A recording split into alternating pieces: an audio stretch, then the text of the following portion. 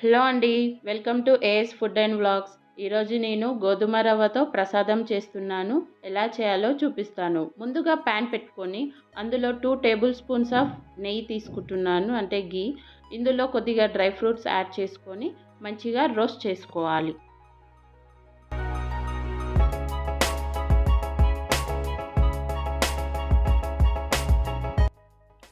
ఇలా రోస్ట్ అయ్యాక వీటిని పక్కన ఉంచుకుందాం. ఇప్పుడు అదే ప్యాన్లో ఒక 2 టేబుల్ స్పూన్స్ ఆఫ్ నెయ్యి వేసుకొని ఇప్పుడు కొద్దిగా 1 కప్ ఆఫ్ స్పెషల్ రవ్వ వేస్తున్నాము. మా తెలంగాణ స్టైల్లో దీన్ని స్పెషల్ రవ్వ అంటాము. అంటే మీడియం సైజ్ ఉంటుంది రవ్వ. ఈ రవ్వని బాగా రోస్ట్ చేసుకోవాలి. ఎలా అంటే గోల్డెన్ బ్రౌన్ రావాలి, మంచి స్మెల్ రావాలి, అంటే పచ్చివాసన పోవాలి. మంచి స్మెల్ వచ్చే వరకు రోస్ట్ చేసుకుందాం.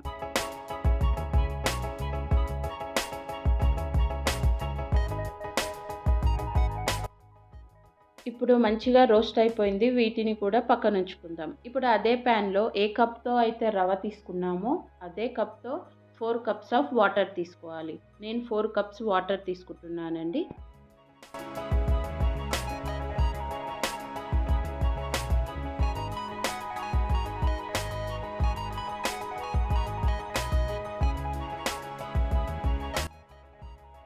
ఇప్పుడు వాటర్ బాయిల్ అవుతుందండి. మనం వేయించి పెట్టుకున్న ఆ స్పెషల్ రవ్వని అందులో వేసేసి ఒకసారి బాగా కలుపుకుందాం. అంటే కొద్దిగా సాఫ్ట్ అయ్యేంత వరకు ఉడికించుకోవాలి.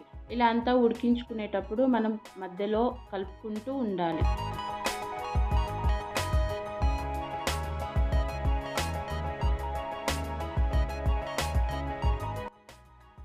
మెత్తగా ఉడికిపోయిందండి. ఇప్పుడు మనం అందులో 1½ కప్ బెల్లం యాడ్ చేసుకుంటున్నాను.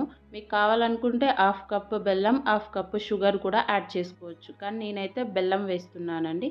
ఇలా బెల్లం అంతా వేసుకున్నాక బాగా కరిగిపోయేంత వరకు ఒక 2 మినిట్స్ అలా కలుపుకోవాలి.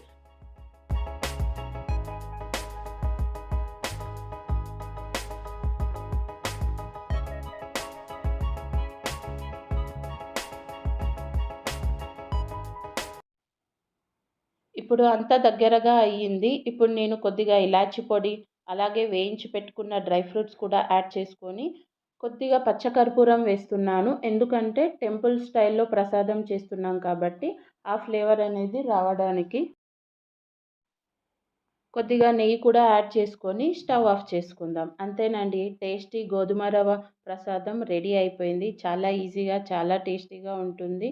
తప్పకుండా ట్రై చేయండి. ఈ వీడియో మీకు నచ్చినట్లయితే please like, share and subscribe to my channel. Thanks for watching.